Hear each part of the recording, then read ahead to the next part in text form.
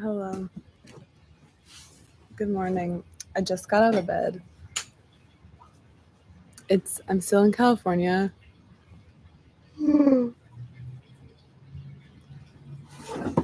Sorry, these videos are really not polished. I'm still in California, but tomorrow I have a 6 a.m. flight. It actually leaves at 6:35.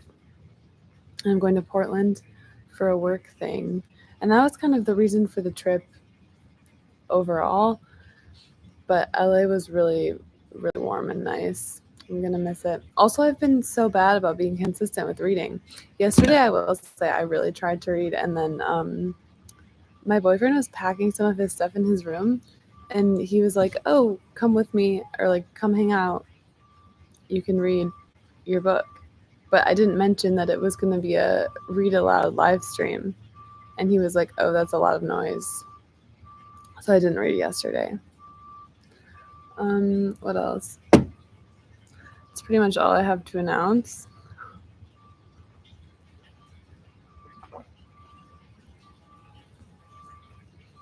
Man, I'm like, someone told me that the book is going to get really good. Oh, you already started listening to the podcast to fill the void? Okay, good. Yeah, sorry about that. Last night I really was going to do it. But the time that I was going to do was going to be like 11 p.m. in Los Angeles, which is 2 a.m. Eastern, which is kind of a big difference compared to like this morning, afternoon situation.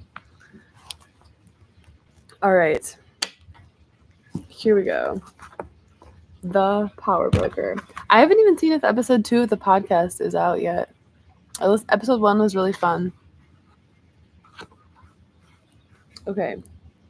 The report of the Reconstruction Commission to Governor Alfred E. Smith on retrenchment and reorganization in the state government contained little that was startlingly original.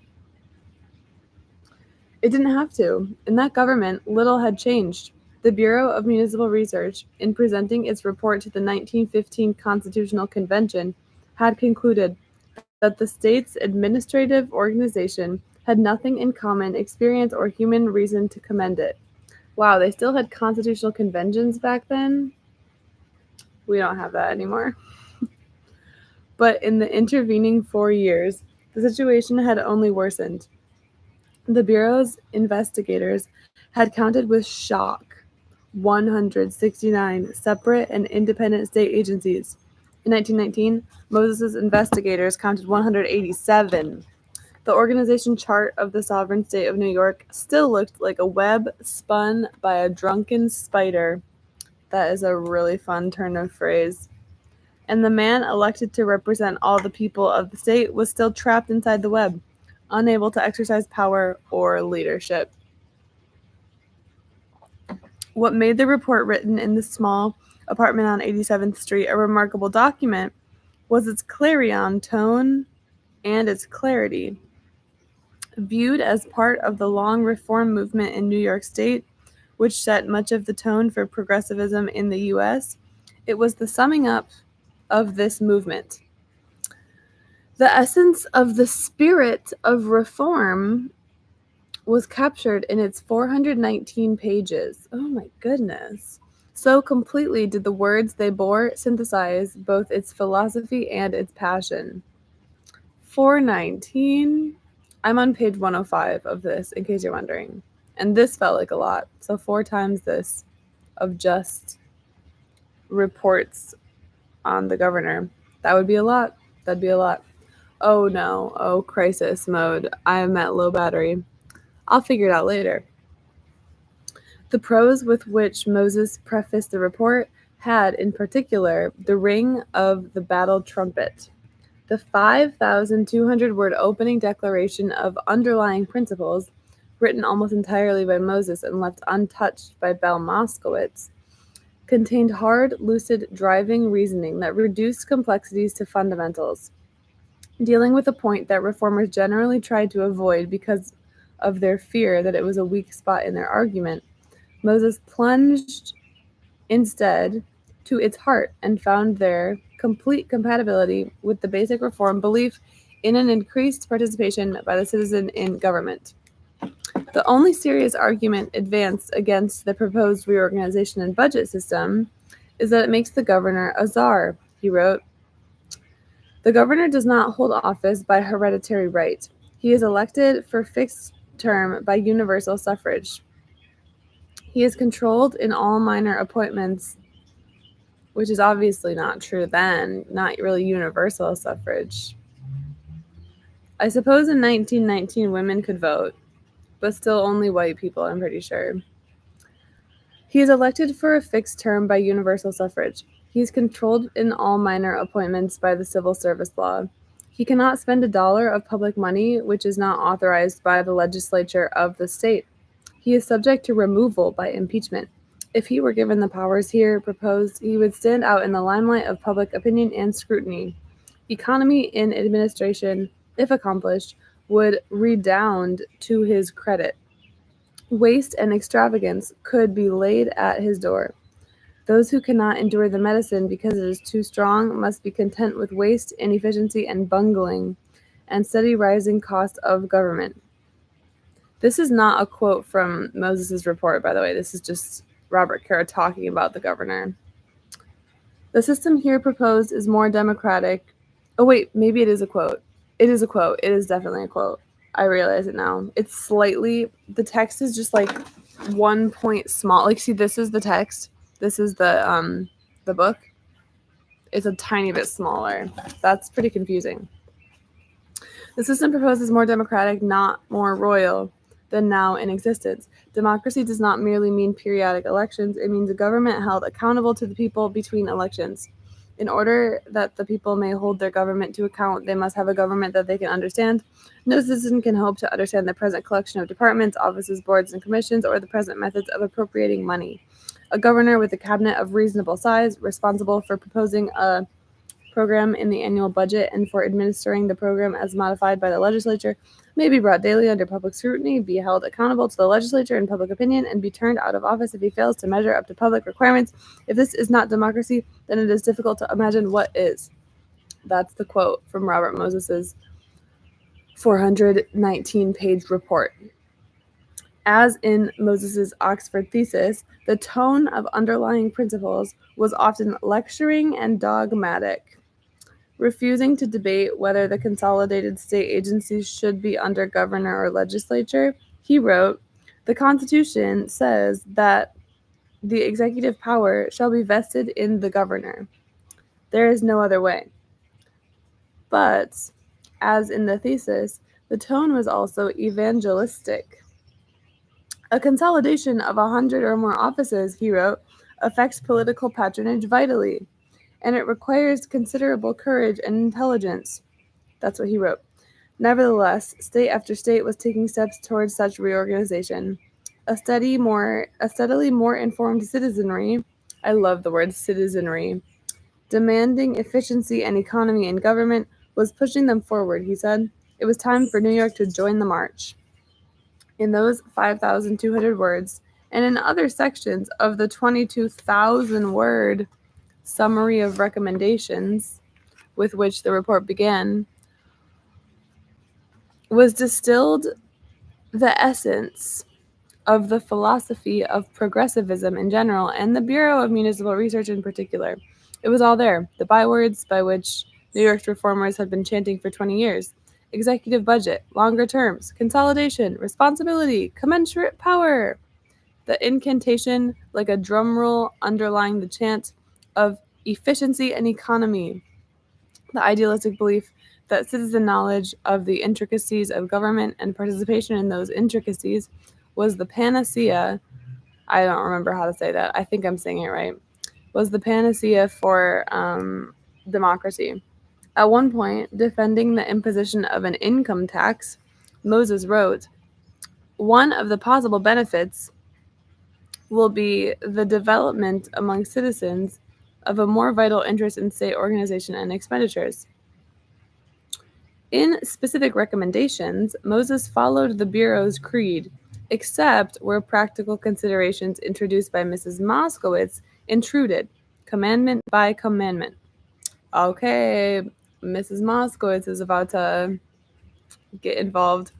The 187 agencies should be consolidated into departments, 16 instead of 12, because of Mrs. Moskowitz, and each department headed by a single officer, except in certain cases where considerations, Mrs. Moskowitz's, dictated the retention of a council or a board. Think about that while I have a sip of my coffee. The governor should be given the power to appoint and remove all department heads and key administrative officials, with the exemption of the comptroller. People in the chat have enjoyed the comptroller. Funny thing, we were laughing about the word comptroller. It kind of sounds like you're controlling a computer.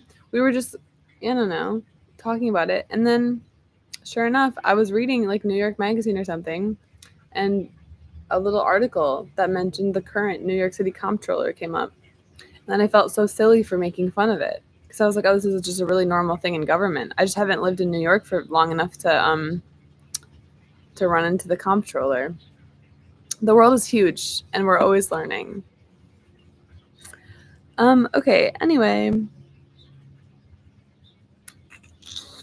Comptroller, where was this? The governor should be given the power to designate certain of his appointees as a cabinet, which would meet regularly to advise him. The governor's term should be extended to 4 years. The long list of elected state officials should be reduced to the governor, lieutenant governor, attorney general, and comptroller. An executive budget system, including not only expenditures but a plan for raising the revenues necessary to pay for them, should be drawn up by the governor, and only then submitted to the legislature. It should be safeguarded at every step by public hearings to doubly ensure that the financial policy of the state would not be decided upon behind the closed doors of either the executive chamber or committee room. The commission's recommendations, which took 44 pages to summarize, were backed up with 375 pages of remarkable detail. The governments of other states, every other state, were analyzed. So were every one of New York State's 187 agencies. Included were descriptions of each agency's powers, tabulations of the laws which had, over the years, given them those powers, analyses of how their powers overlapped those of other agencies, descriptions of the powers that would be given under the proposed reorganization plan, lists of the personnel of every existing and every proposed agency, the salaries and duties of the personnel, the organization charts, some of which, folded for inclusion in the bound report, opened out to a full 5 feet in length. Wow. Lists were made of the personnel each of the departments should have, down to the precise number of clerks a specific commissioner might need. If my computer just dies, it's not a big deal. I'm at 7% though. I'm going to go inside in a little bit. For internal changes within agencies or departments, and thousands of them were recommended, only new laws, statutory changes, would be required, the report concluded.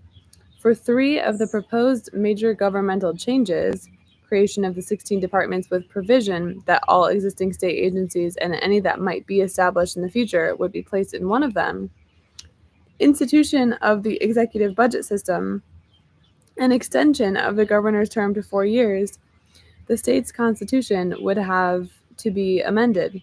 Each amendment requiring passage by 2 legislatures elected in different years and approved by the state's voters in a referendum.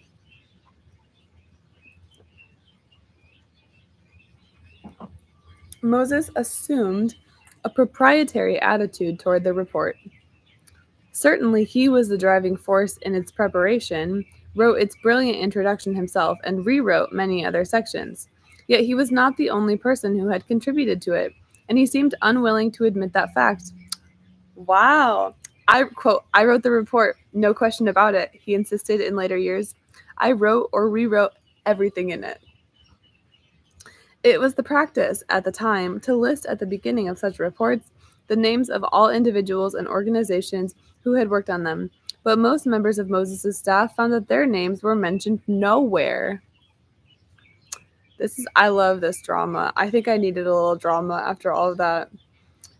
Unhappy about that, they were even more bitter that the Bureau, which they revered and on whose principles a 1915 report on the same subject this report was based, was not mentioned even once in the document they regarded as the historical climax of all its work. Not even in those sections for which the Bureau had, at Moses' request, done all the work. Moreover, Moses' boast that he rewrote everything in the report was not strictly correct. Comparison of Stafford's rough draft recommendations for 2 departments, the only such rough drafts available today, with the finished versions published in the report, show that they are practically identical. Cool, very cool that like Robert Caro, without even using first-person pronouns, is being like, I literally checked. He didn't rewrite it. Okay. Moses' attitude led to one particularly bitter episode. Parts of the summary of recommendations, the second half of the introduction, were written at Moses' request by Charles A. Beard, then director of the Bureau's training school and already a noted historian. In particular, Beard wrote the summary of reorganization advances in other states. That'd be interesting, actually. What were other states doing? Whether Moses did any rewriting at all of Beard's work cannot be determined, but Bureau staffers who saw the historian's original copy feel it was included in the final report substantially as written. They were astounded, therefore, to hear that after Beard had written a magazine article on reorganization advances, Moses had accused the author of the magazine article of plagiarism. This is really... See, I'm going to do something which I frequently do when I'm writing books, and it's like I put a star next to the exciting parts, and then I don't really usually come back to them at all. Or when I do, I'm like, why did I star that? That's just part of the book. That just felt really exciting. Kind of reminds you of like all the plagiarism in the news with the whole like Claudine Gay, Bill Ackman debacle. Quote, a bunch of us walked into Beard's office one day, and there he was, just ready to spit. He was so outraged. Waving this letter from Moses, recalls one staffer. The letter said Beard had, in effect, plagiarized from the commission's report. We were astounded. In the academic world, there are few sins as bad as stealing another fellow's work, and that was what Moses was accusing Beard of. And we all knew Beard had written the section, not Moses. There aren't really that many moments yet where I'm like, oh, Moses is cuckoo. This is crazy. This is a pretty crazy moment here.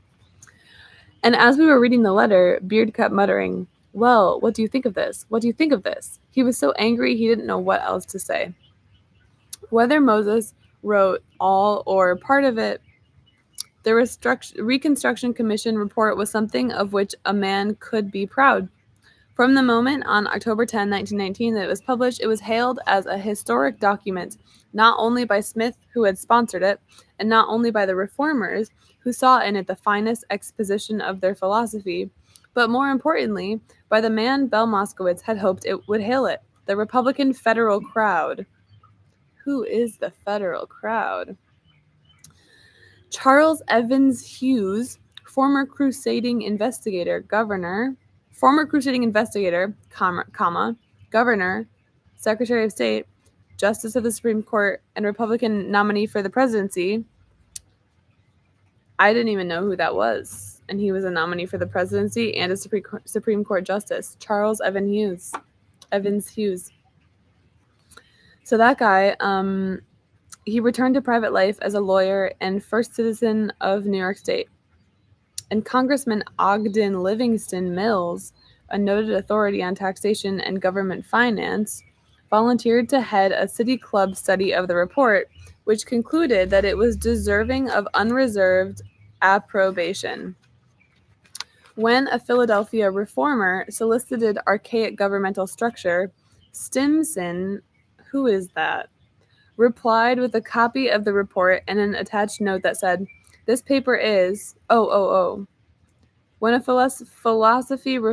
Philadelphia reformer solicited suggestions from Colonel Henry Stimson on reorganizing Pennsylvania's government structure, Colonel Henry L. Stimson replied with a copy of the report and an attached note that said, this paper is, I think, the most helpful one that I could put in your hands, to give you an idea of what I believe to be the correct principles of state government.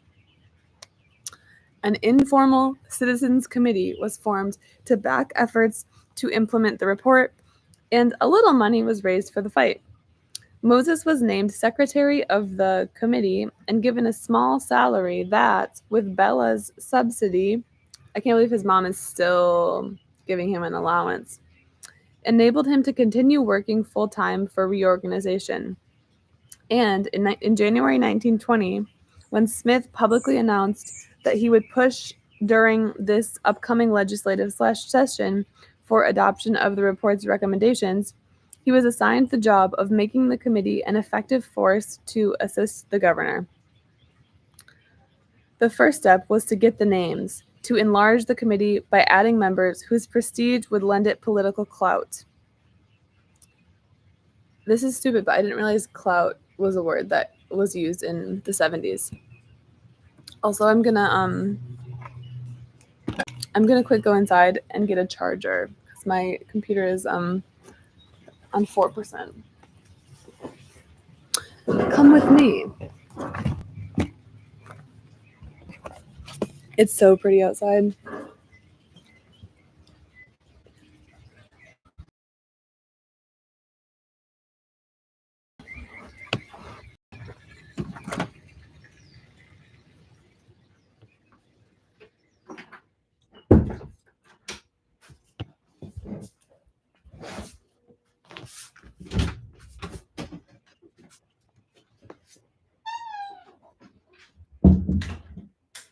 Okay. David, will you kill me if I read for 10 minutes? I'm on the live stream right now. Okay, I ran out of battery in my computer.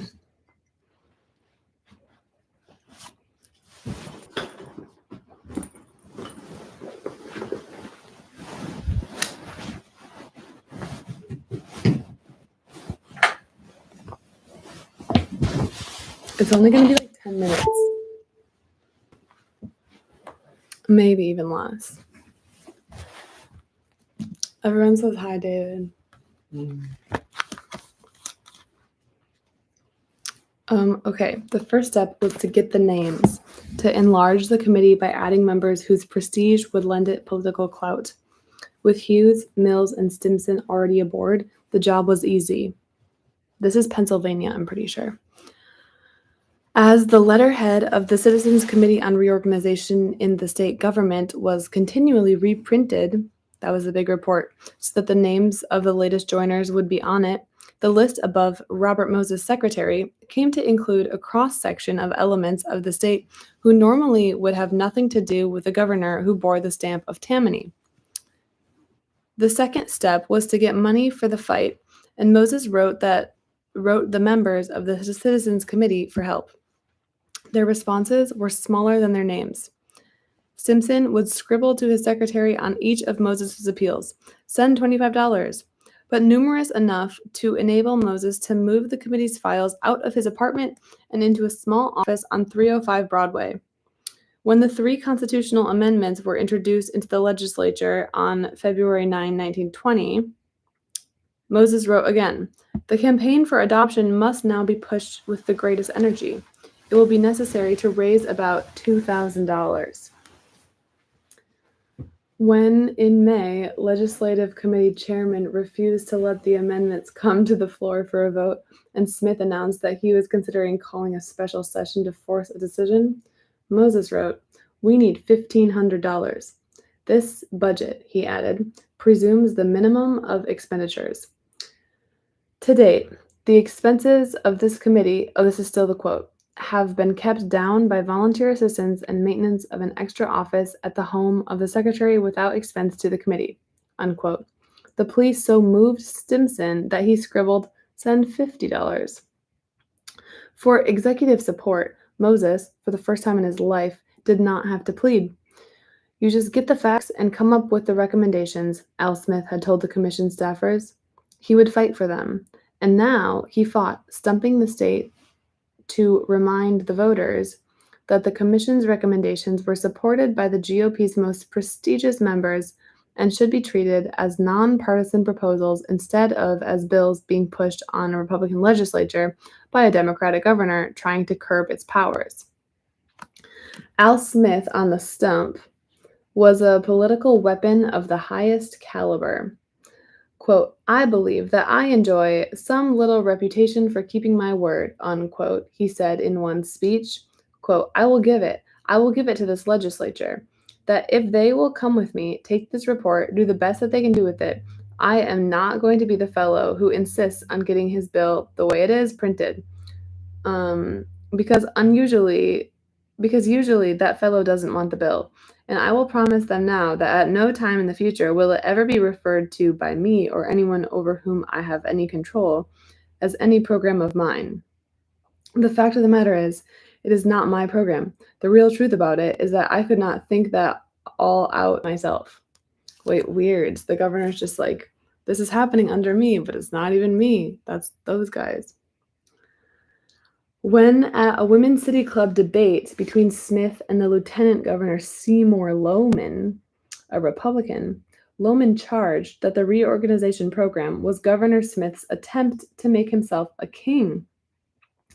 Smith arose and, after alluding just long enough to bring tears to women's eyes, alluding to his poverty-stricken youth in an Oliver Street tenement, pointed to himself with a deprecatory gesture and said, with plenty of sarcasm and just the right touch of bitterness, behold the king of Oliver Street. To get the maximum use out of the big names on the Citizens Committee, Mrs. Moskowitz wanted them and their support of Smith's proposals kept in the public eye. But they were under pressure from furious Republican regulars who told them, correctly, that their financial contributions and prestige were being used to build the career of a Tammany man at the expense of their own party.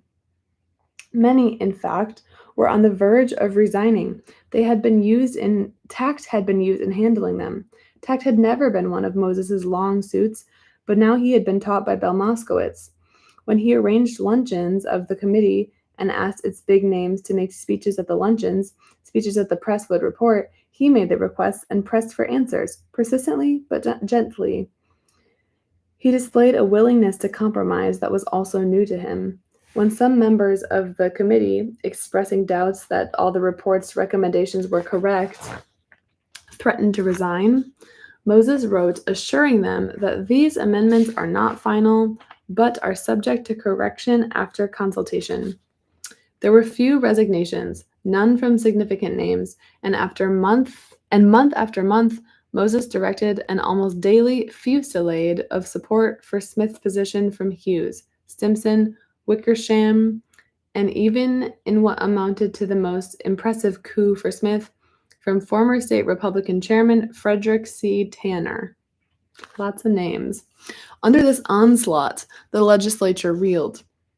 Republican assemblymen and senators assured the public that they were interested in reorganization too, and introduced bills of their own, which they said had the same objective as the commission's. This put the battle on a technical level. Smith needed rapid analysis of the Republican bills to determine whether their sponsors' claims for them were true. Mrs. Moskowitz summoned Moses to Albany and, with Mary, they never mentioned Mary, with Mary making sure he had the $5.42 for the fare in his pocket, he left the apartment at 6 a.m. to catch the early train to the Capitol. At first, Moses worked in a small office in the recesses of the Capitol, but as the legislative session moved toward a climax, he was called more and more frequently to the executive chamber. Having him at hand saved everybody time. If the governor and his advisors wanted to know how many jobs a proposed GOP bill would eliminate and whose jobs they were, or whether the wording of a bill conflicted with seemingly contradictory wording in the Constitution, or whether there was any precedent to back up a proposal of their own, or how many secretaries there were in the Public Works Department, or how much was spent annually on printing by the Insurance Department, or under what act the Conservation Commission was empowered to bottle and sell water from Saratoga Springs. It was easier to ask Moses than to try to find out the answer by themselves. He's like, human chat GPT. Because Moses always knew. He thought fast and he answered quickly, says one who observed him at this time. He seemed to know the makeup of every department in the state and what its powers were and exactly which sections of law it got those powers from. And he almost seemed to know it all by heart. Moses's technical expertise gave Smith the ammunition he needed. When Republican legislators introduced bills that appeared to consolidate all public works construction into a single department headed by a public works commissioner, it was Moses who discovered and enabled Smith to announce to the press that the bills did not specifically mention any method of appointment for the commissioner, and that under parallel sections of the state constitution, he would therefore be an elected official rather than one appointed by and responsible to the governor. When Republican legislators introduced bills that created the 16 new departments which the commission had recommended, it was Moses who discovered, so that Smith could announce, that the bills contained no provision that all state agencies be placed in one or another of the departments, and therefore, under existing provisions of the Constitution, all existing agencies would continue to be independent of the departments. A furious Republican senator strode into the executive chamber one day and asked Smith, "Who is this fellow Moses anyway?" The governor leaned back and laughed. I really hope that it's the titular line. Why, he's the power broker, but it's not. Why, he said, he's one of your crowd. He's a Republican. The senator, checking, found that Moses did indeed call himself an independent Republican. By the time the session ended, the legislature had been bludgeoned into passing bills incorporating most of the Reconstruction Commission's statutory changes, and the 16-department constitutional amendment, although the amendment would have to be repassed by another legislature. And although the legislature voted down the executive budget and 4-year term proposals, Moses felt confident that the whole program would be passed during Smith's next term. Okay, I could read one more paragraph, or not. David, do you have strong opinions? Mm-mm. Are you sick of me talking? Mm-mm. David was taking a nap.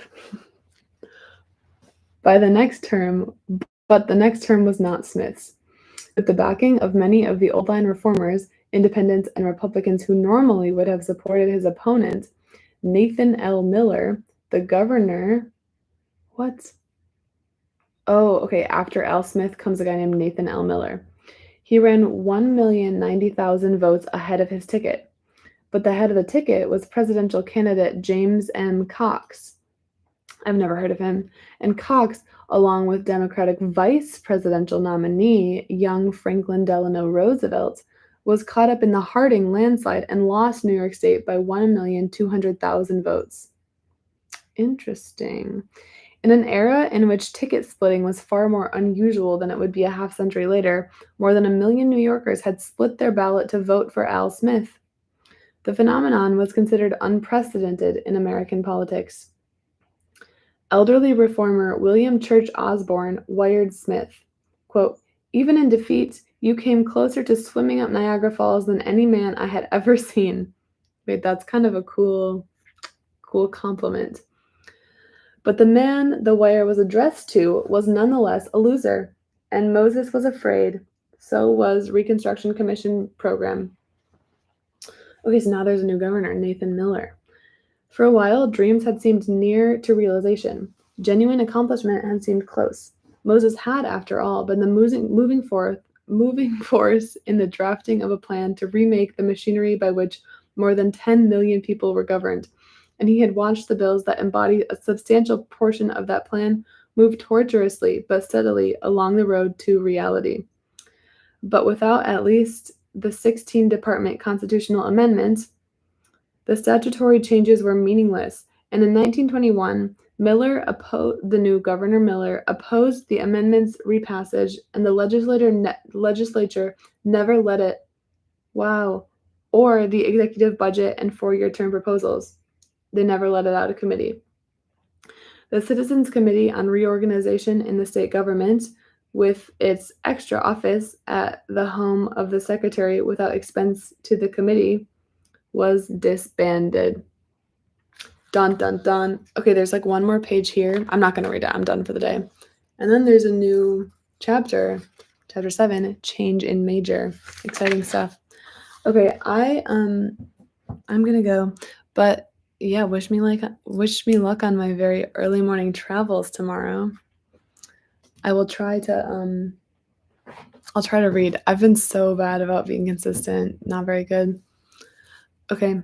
Goodbye.